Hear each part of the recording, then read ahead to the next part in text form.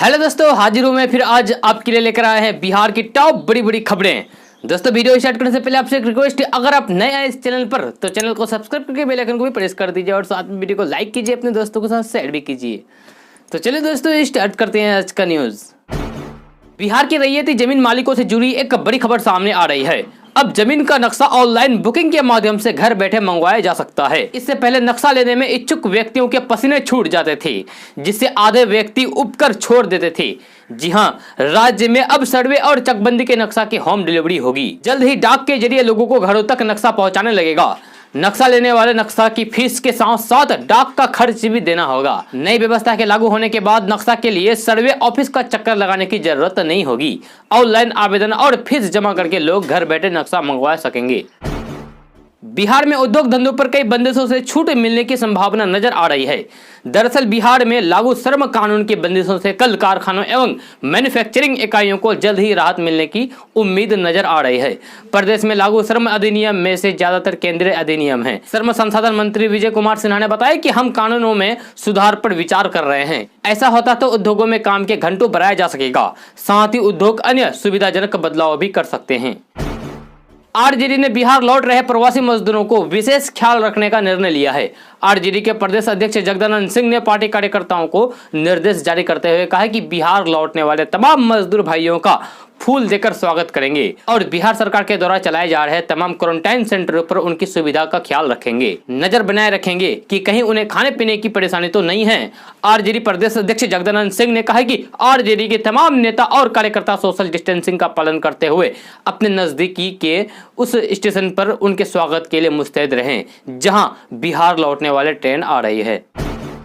Online पढ़ाई से छात्रों को पूर्ण रूप से अवगत कराने के लिए 10 दिन में वेबसाइट बनाया जाएगा। छात्र प्रश्न करके अपनी जिज्ञासा शांत कर सकेंगे, साथ ही वे ऑनलाइन पढ़ाई के बारे में सब कुछ जान पाएंगे। ये बातें सुपर 30 के संचालक गणितज्ञ आनंद कुमार ने कही है। आनंद कुमार ने छात्र छात्रों से जुलाई में IIT में नामांकन के लिए होने वाले परीक्षा की तैयारी में जुटने की अपील की है। उप मुख्यमंत्री सुशील कुमार मोदी ने राजद प्रमुख लालू प्रसाद यादव पर बिहार में महापलायन करने का आरोप लगाया है। उन्होंने कहा कि बिहार को चौपट करने वालों को सवाल पूछने का हक नहीं है। उप मुख्यमंत्री सुशील कुमार मोदी ने कहा कि लालू प्रसाद यादव को अपने राजपाट की भयावहता याद न हो तो गंगाजल और अपहरण फिल्म फिर से देख लेना चाहिए, जिन्हें अपने किए के लिए माफी मांगनी चाहिए। वे जेल से ट्वीट करके सवाल पूछ रहे हैं, जिसे सवाल पूछने का हक बिल्कुल नहीं है। देश भर में लॉकडाउन जारी है, जो कि 17 मई को खत्म होने वाला है। इस बीच एक सरकारी अधिकारी ने बताया कि प्रधानमंत्री नरेंद्र मोदी मुख्यमंत्रियों के साथ बैठक करेंगे, जो 12 मई यानी कि कल को होगी। इस बातचीत में राष्ट्रव्यापी लॉकडाउन से बाहर निकलने के लिए अगले चरण पर चर्चा होगी। साथ ही पीएम मोदी का टॉप एजेंडा है कि कैसे संक्रमण से लड़ते हुए इकोनॉमी को बचाया जाए। एसटी के अनुसार अधिकारी ने कहा है कि बैठक में ध्यान आर्थिक गतिविधियों पर वृद्धि और कंटेनमेंट जोन में कैसे महामारी से निपटा जाए, इस पर केंद्रित होगा। लॉकडाउन में देश में कई राज्यों में कहीं आने जाने के लिए वाहन पास को मंजूरी दे दी गई थी, जो कि बिहार में अब बंद कर दिया गया है। जी हां, बिहार में लोग बेवजह बाहर घूमने के मकसद से भी पास बनवाकर घर से बाहर निकल जाते थे, जो कि संक्रमण के लिए एक बहुत ही बड़ा रिस्क है। इसलिए बिहार सरकार ने कुछ नियमों के तहत वाहन पास बंद कर दिया है, लेकिन कुछ विशेष कामों में ही आप वाहन पास के लिए अप्लाई कर सकते हैं। आपको बता दें कि बिहार में अब निजी कामों के लिए वाहन पास सिर्फ 2 ही स्थिति में दिया जाएगा। एक कि यदि आपको हॉस्पिटल जाना है या फिर पारिवारिक सदस्य के लिए सरधा पर जाने के लिए। इसके अलावा किसी भी हाल में वाहन पास नहीं दिया जाएगा। उत्तर और दक्षिण बिहार को जोड़ने वाला महात्मा गांधी सेतु के पश्चिमी लेन का जीर्णोद्धार कार्य अंतिम चरण में आ गया है। शनिवार को इसे पुल के आकार में बना लिया जाएगा। अब इनकी फिनिशिंग की जाएगी। पथ निर्माण के प्रधान सचिव अमृतलाल मीणा ने 15 जून से गांधी सेतु से गाड़ियों की आवाजाही शुरू करने का दावा किया है। बिहार में संक्रमण की मरीज की संख्या धीरे धीरे बढ़ता ही जा रहा है। जिस स्पीड से बिहार में मरीजों की संख्या बढ़ रही है, उसी अनुपात में मरीज ठीक भी हो रहे हैं। जी हां, अब तक बिहार में कितने मरीज ठीक हो चुके हैं, चलिए आपको इसके बारे में विस्तार से जानकारी देते हैं। सबसे पहले आपको बक्सर के बारे में बताते हैं। तो बक्सर में 54 मरीज ठीक हो चुके हैं। मुंगेर में 43, रोहतास में 40, नालंदा में 35, सिवान में 26, कैमूर में 25, पटना में 21, गोपालगंज में 17, भोजपुर में 10 और बेगूसराय में 8 पॉजिटिव मरीज अब तक ठीक होकर घर चले गए हैं। दिल्ली से बंगाल की यात्रा, वो भी रिक्शे से। ये सुनकर आप हैरान रह जाएंगे, लेकिन बंगाल के रहने वाले एक मजदूर और उसके परिवार की कहानी कुछ ऐसे ही है। दिल्ली में रहकर मजदूरी करने वाले गोविंद मंडल को लॉकडाउन के बीच काम नहीं मिला, तो उसने अपनी जमा पूंजी से रिक्शा खरीदा और पत्नी और बेटे के साथ घर फरक्का यानी कि पश्चिम बंगाल के लिए निकल पड़ा। दिल्ली से लगभग 1500 किलोमीटर दूर फरक्का तक पहुंचने के लिए गोविंद लगातार 13 दिनों तक रिक्शा चलाते हुए कल बिहार के जमुई पहुंचा। रिक्शे से फरक्का जा रहे गोविंद और उसके परिवार की जमुई के खैरा में स्थानीय लोगों और प्रशासन ने मदद की।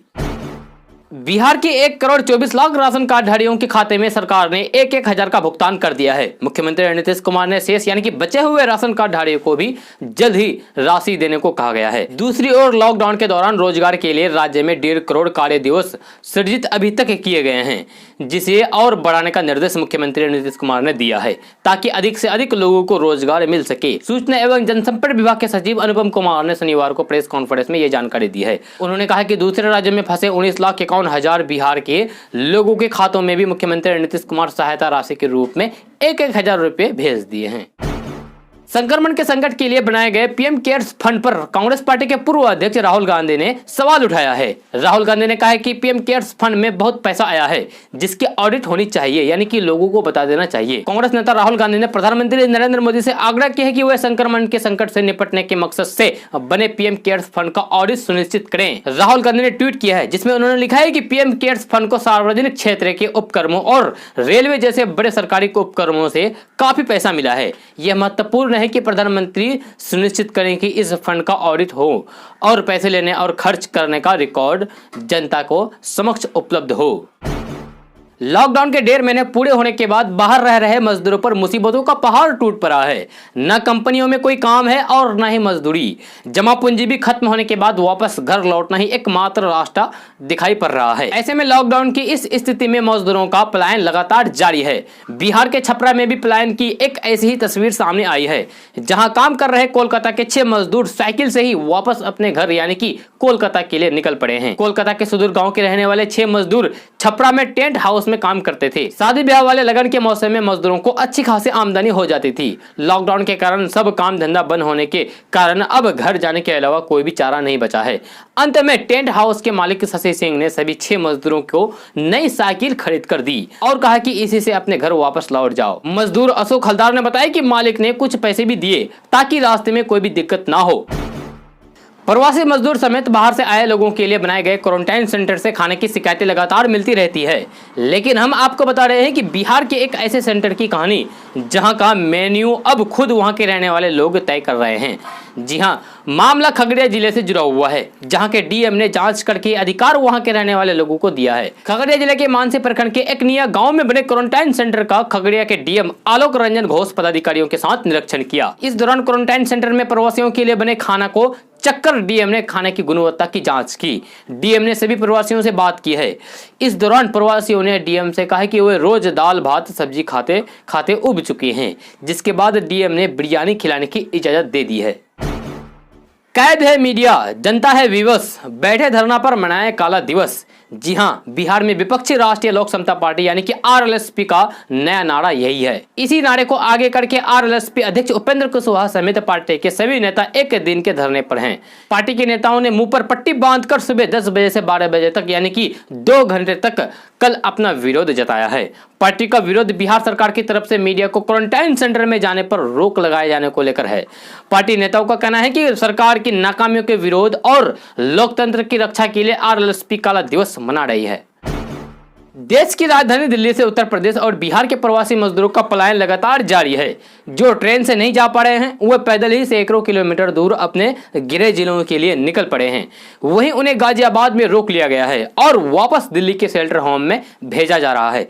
ज्यादातर प्रवासी मजदूरों का कहना है कि उनके पास बिल्कुल भी पैसे नहीं है, खाने के लिए क्या इंतजाम करेंगे, मकान का किराया तक नहीं दे पा रहे हैं। हम किसी भी तरह घर जाना चाहते हैं, लेकिन हमारे पास ना तो ट्रेन चलाई गई है और न ही बस। इस बीच दिल्ली के मुख्यमंत्री अरविंद केजरीवाल ने कहा है कि हम ट्रेनों के चलाने का इंतजाम करेंगे, आप कोई भी पैदल घर के लिए ना निकलें। केंद्रीय स्वास्थ्य मंत्री हर्षवर्धन ने कहा है कि हम संक्रमण से बहुत बुरी तरीके से प्रभावित अन्य विकसित देशों जैसी स्थिति होने की उम्मीद नहीं करते हैं, फिर भी हमने भारत को सबसे खराब स्थिति का सामना करने के लिए तैयार रखा है। एक कार्यक्रम में हर्षवर्धन ने लॉकडाउन को आगे बढ़ाने के सवाल पर उन्होंने कहा कि संक्रमण के चलते लॉकडाउन आगे बढ़ेगा या भी नहीं, ये कई चीजों को देखने के बाद तय किया जाएगा। उन्होंने बताया कि इसे लेकर प्रधानमंत्री सभी राज्य के मुख्यमंत्रियों के साथ बात कर रहे हैं, जिसके बाद ही बताया जाएगा कि लॉकडाउन आगे बढ़ेगा या नहीं। दिल्ली सरकार के मंत्री गोपाल राय ने दावा किया है कि श्रमिकों को लेकर दिल्ली से मुजफ्फरपुर रवाना हुए ट्रेन 1200 लोगों का किराया अरविंद केजरीवाल सरकार देगी। अरविंद केजरीवाल कैबिनेट के इस मंत्री के दावे के बाद बिहार में राजनीति शुरू हो गई है और दिल्ली और बिहार सरकार आमने सामने आ गई है।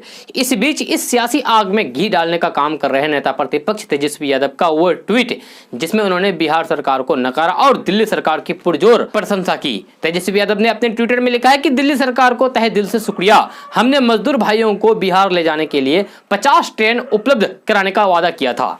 चूंकि बिहार सरकार असमर्थ है, इसलिए जिम्मेवार विपक्ष के नाते हम दिल्ली सरकार को बिहार जाने वाले ट्रेनों की किराया राशि मुहैया कराने के एकदम इच्छुक है, यानी कि हम इन ट्रेनों की किराया देंगे। दोस्तों आज का न्यूज बस ये था। कैसा लगा आप लोगों को आज का न्यूज? जरूर अपना सुझाव दीजिएगा नीचे कमेंट बॉक्स में कमेंट करके। अगर आप नए आए इस चैनल पर तो चैनल को सब्सक्राइब करके बेल आइकन को भी प्रेस कर दीजिए और साथ में वीडियो को लाइक कीजिए, अपने दोस्तों के साथ शेयर भी कीजिए। तो चलिए दोस्तों फिर मिलते हैं नेक्स्ट वीडियो में।